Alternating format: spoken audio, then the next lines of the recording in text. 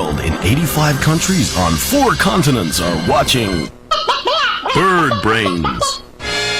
Cartoon Network, the best place for cartoons all over the world.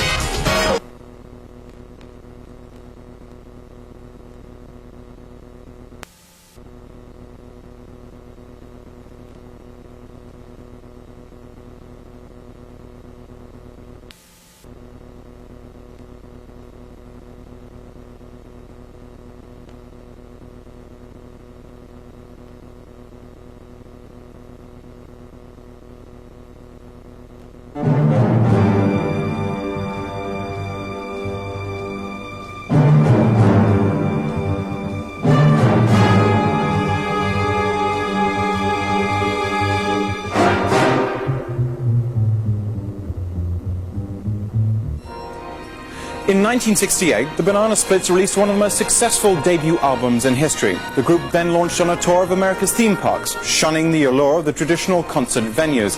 It seemed things were on the up and up for the band. Then, suddenly, just before the fall leg of the tour, the Banana Splits disbanded and went into seclusion, refusing to be interviewed. To date, there has been no contact with the band or with anyone from the Splits camp. In an interview exclusive, we talk one-on-one with the players instrumental with the band's meteoric rise to fame. We look at the social impact of the band and finally tackle tough questions such as, who was Blubble? Hello, I'm Randolph P. Mosk, and welcome to Interview. La, la, la, la, la, la, la. 1 banana, 2 banana, 3 banana, 4 bananas make a bunch and so do many more. Over hill and highway the banana buggies go, coming up to bring you the Banana Split Show. La la la, la la la la. 4 banana, 3 banana, 2 banana, 1. All bananas playing in the bright sun. Living like a pancake, popping like a cork. Dingle, dingle, drooper and storm. Snorky, Drooper, Fleagle, and Bingo. Names synonymous with uncompromising rock and roll. But like many bands, the road to success was curious and littered with incident. We visited with former Banana Splits manager Barry Crone at his house in the Hollywood Hills. Well, first of all, Mr. Crone, I'd like to thank you very much for agreeing to talk to Interview. I know this subject must bring up a lot of feelings. Well, it hurts when I think about the good times I had with the group. Boy. Well, how did you first hook up with the band? Well, I was judging a swimsuit competition in Milwaukee, and I decided to take in some clubs. There was a pretty famous place called Ronnie's, kind of the Roxy of Milwaukee. That's where I first saw the Splits. It must have been incredible. Did you sense immediately that this was the next big group? Oh, they were great. Boy, the Banana Splits were an original. The Splits were doing material that no other band would touch. Songs were really powerful. This spot gets smoking hot and the music's loud. We took time out with Hanna-Barbera Records CEO Bob Meganuma at his Century City headquarters. What was your reaction when Barry Crone first brought the Banana Splits to Hanna-Barbera Records? Positive. As I recall, Barry was really excited about the band. Was there any skepticism on your part about signing the Banana Splits? Yeah, but there's always doubt about any band that walks through my door. Barry wanted to put a lot of money into recording the first album. Anytime you're asked to pump a lot of money into a new act, it's a risk. But apparently a risk you thought well worth taking. Well, Barry also offered to manage the Splits. Hang on, you mean Barry Crone wasn't already the band's manager? No, Barry was A&R with us, and he had a great track record. The band had no manager before We're the Banana Splits was made. What are you saying? Barry Crone was forced on the band? Here's your record contract, now use our manager? Yes, I guess you can put it that way. Barry was our eyes and ears in the field. He was also our way of making sure that the costs of recording the album didn't spiral out of control. This spot is grooving, this spot is moving, girls. Outnumber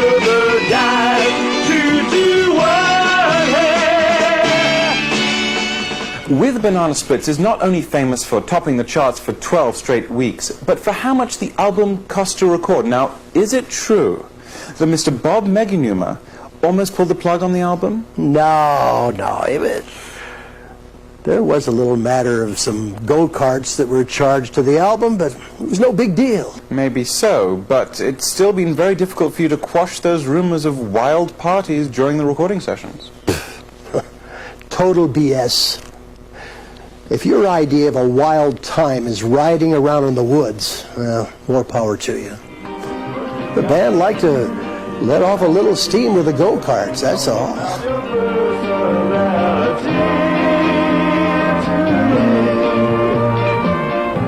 I remember the big controversy when I was a kid was that whole Flegel is dead. What they had said was that Flegel was not the Flegel, that Flegel had died in some sort of car accident, and this was a new Flegel. Mr. Meganuma, did you almost pull the plug on the band? That's a little extreme. It's true I did become concerned about the invoices that were on my desk for go-karts. There were bills coming in for all sorts of things that I felt had nothing to do with making a record. 1 month before the release of the album, the Banana Splits drummer Blubble abruptly quit the band. I'm here today with Lucy Hill, author of Missing Blubble. Thank you for joining us, Ms. Hill. You've written about Blubble quitting in conspiratorial terms.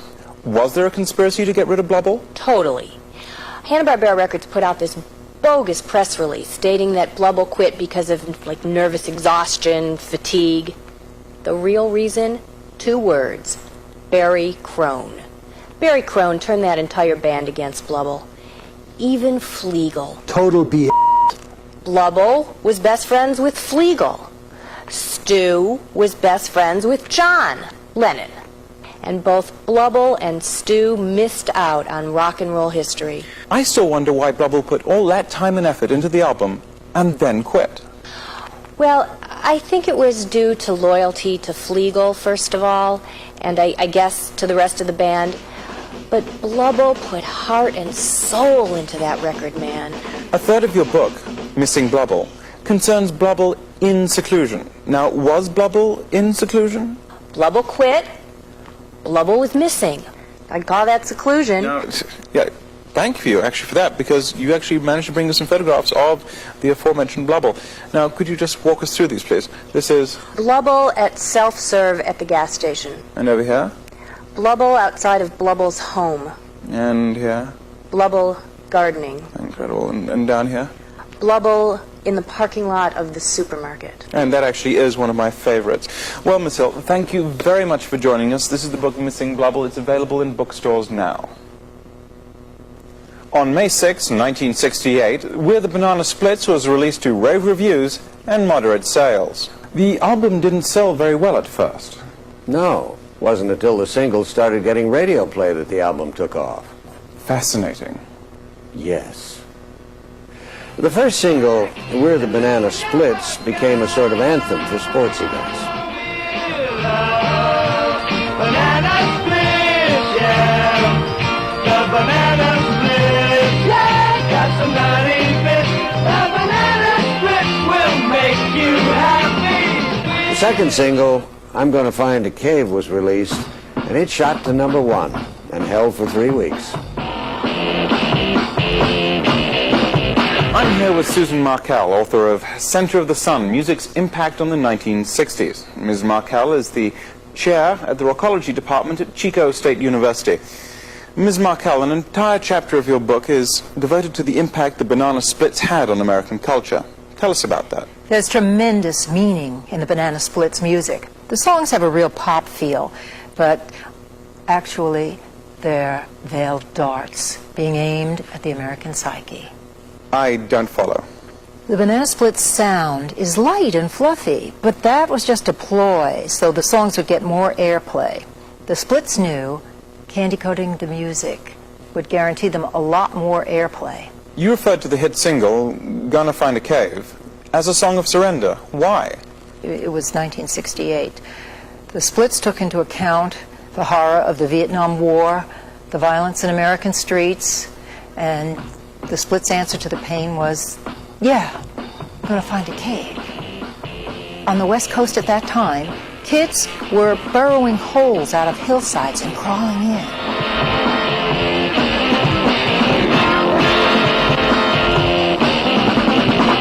Gonna find a cave for me and you. Oh yeah, where we can sing and play if we want to. Far away on a hidden hill, we won't work or even pay a single bill. I'm gonna find a cave. Yeah! Gonna find a cave where we can hide. Gonna find a cave where we can hide.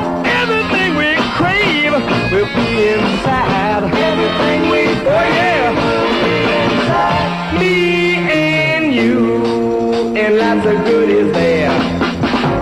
If I want, I can pull you by your hair. Gonna find a cave. Oh yeah, gonna find a cave. Ah yeah, woo!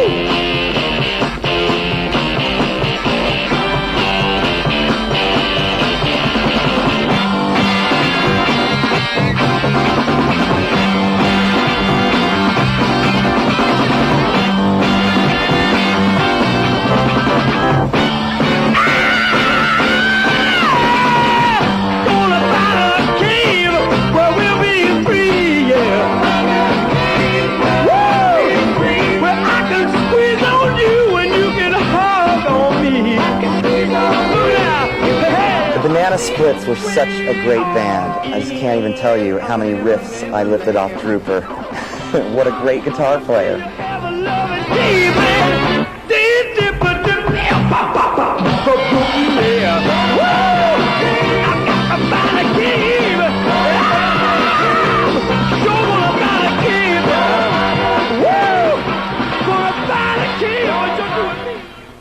Were all the songs hotbeds of political dogma? No, the Splits were about peace and love. The album touched on so many themes. Gonna Find a Cave is the archetypal anti-war song. Wait Till Tomorrow is about the draft. You're the Lovin' End is a powerful love song with conviction. It transformed a whole generation. I used to go to a lot of love-ins, and that song was cranking everywhere.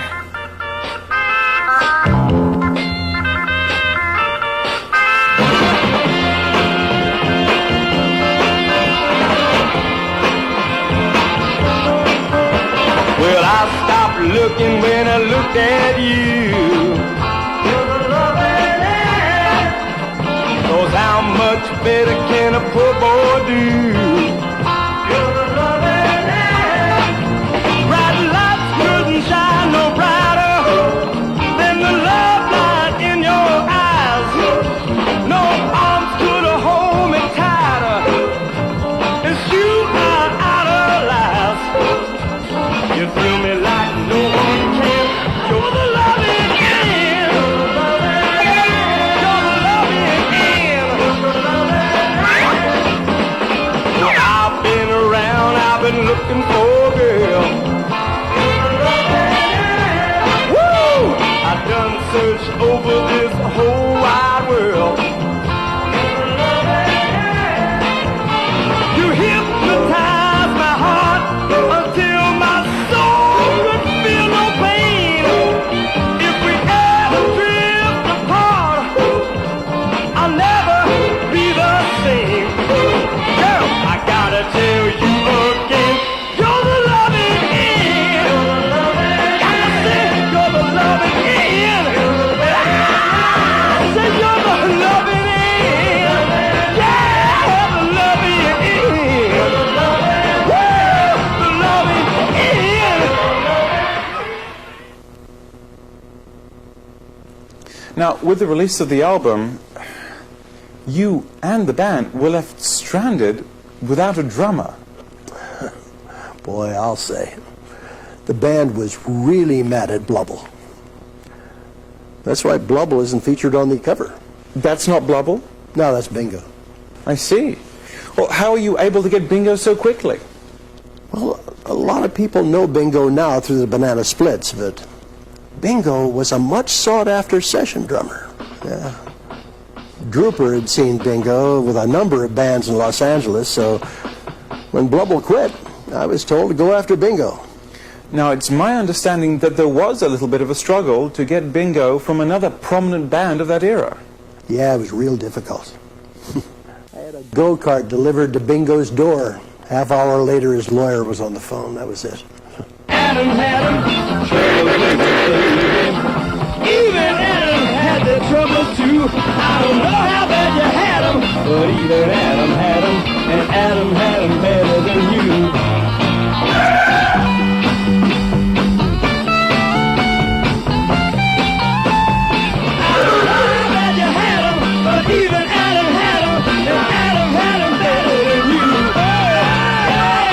With the sales of the debut album skyrocketing, a major tour was imminent. Did you resist at all when you heard the Banana Splits had decided to tour theme parks instead of traditional concert venues? Well, Barry told me the reason was the band wanted to get up close and personal with their fans. I thought the idea sucked. Everybody jump into it. Banana Split and the groovy dance. Everybody start to do it. Here we go now. Did you have any idea that the summer theme park tour would be such a success? Well, I was a little surprised. Well, I knew the band could play large venues and do festivals, but it was more important we get up close to the fans, really hone the material. Then, on August 8, 1968, the Banana Splits abruptly disbanded. Mr. Crone, there have been several reports over the years as to just why the Banana Splits disbanded. Now, I am sure our interview audience would love to know the real story. Well, I wish I had the real story. I haven't talked to the band in over 25 years. The Splits will take my calls. It must have been tragic for you to bring the band right to the edge of major success, then to have it all go to pieces. The Banana Splits were my whole life. And then it was all gone. Are you at all bitter that you've had no contact with the Splits in 25 years? Let me tell you something. I love the Splits. I only agreed to come on this show so I could send a message to the band. Look, gang, I am here, and I want us to work together again. Very much, Mr. Crone. I appreciate it. Welcome.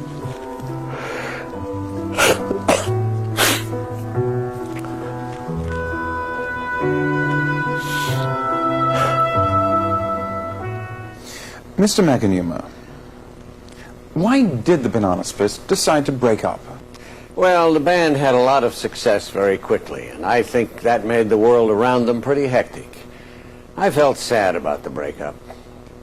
However, you got to remember that as CEO of one of the largest record companies in the world, I see a lot of bands come and go. And you do tend to become a little indifferent after a while, you know? What was behind the breakup of the Banana Splits? It was the two clowns at Hanna-Barbera, Bob Meganuma and that manager, Barry Crone. How so? Crone was such a brown-noser. Meganuma had him going around in circles. Barry Crone knew all Meganuma was interested in was money. That's why there were all those corny merchandising deals. I mean, come on. Drooper toothpaste? It was ridiculous. Surely mass marketing wasn't the only reason. No, it was Meganuma. His nickname in the biz was Dracula. He was a classic penny pincher. He structured deals so there's no way the band could see the light of day. That's why there were so many good groups leaving. Thank you, Miss Markle. Miss Markel. We'll be right back. Drooper was my favorite until, the incident in Cincinnati. Where I guess he flashed himself on stage. Flashed the stage. Something happened. He was arrested, and he started to go downhill after that. I heard he passed on somewhere in a bathtub in France, but I don't know if he's. Yeah. Thank you for joining me for this saga in search of the truth. We've all been witness to the impact of a rock group which has often been misunderstood and quite often misrepresented. Have we learned anything from the Banana Split story?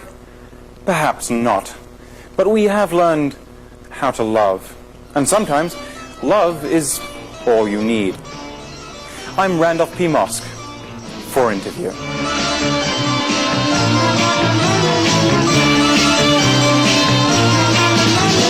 Gliding through the meadows all through the night, searching for the star that once was so bright. We had it once, but we let it go, the warm affection that we needed so. But wait till tomorrow, we'll find each other there. Wait till tomorrow, tomorrow we will learn to love again.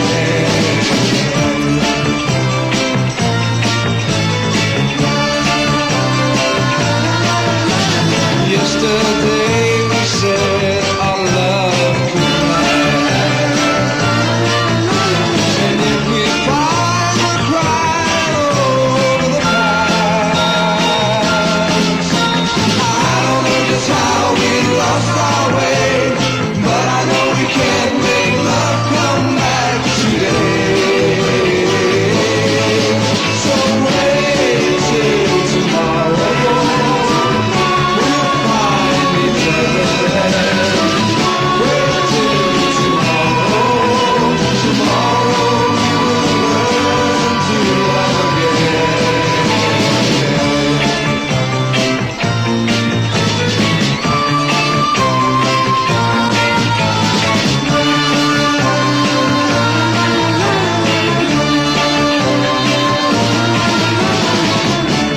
Wait till tomorrow,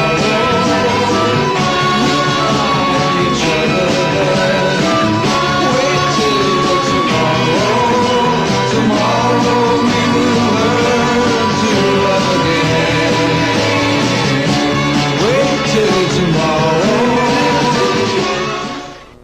Sliding back in a moment for more insanity. The Banana Splits on the first and only Cartoon Network.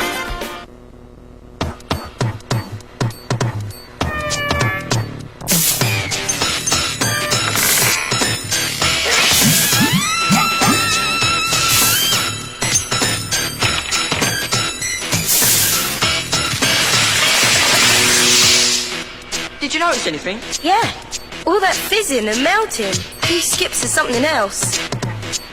Hey, and it got dark quick. Skips, snacks with special effects.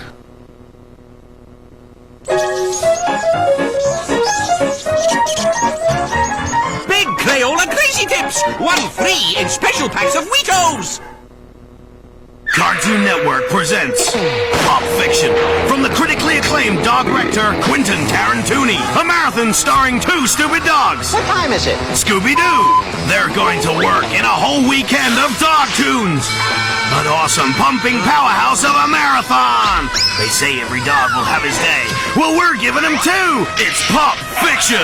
A weekend of dog tunes starts next weekend from 11 on the best place for dog tunes, Cartoon Network. Weekends on CNN International. There's a world of living. We open your eyes to top fashion and design.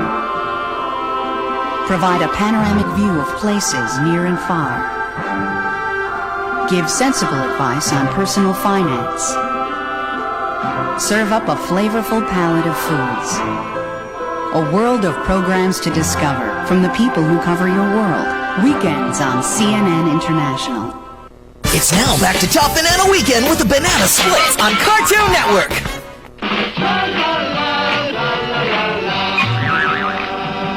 One banana, 2 banana, 3 banana, 4 bananas make a bunch and so do many more.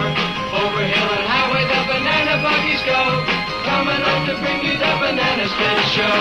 La la la, la la la la. 4 banana, 3 banana, 2 banana, 1. All bananas playing in the bright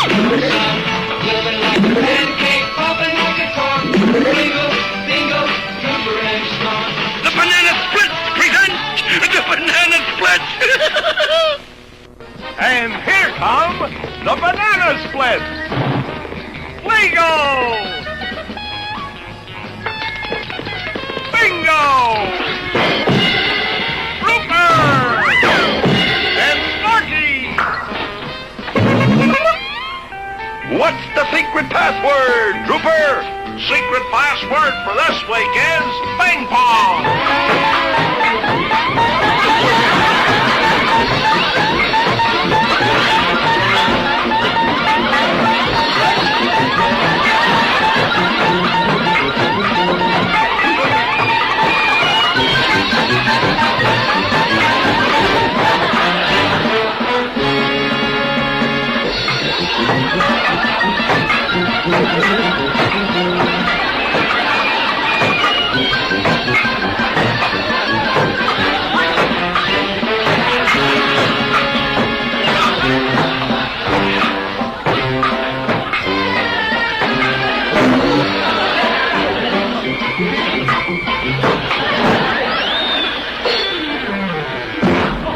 And now, here's Flegel, your Banana Splits reporter, with the latest news.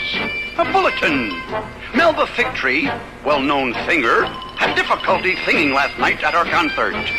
She had a frog in her throat. However, this morning the critics reported that the frog sounded better than Miss Figtree. Here come the Three Musketeers.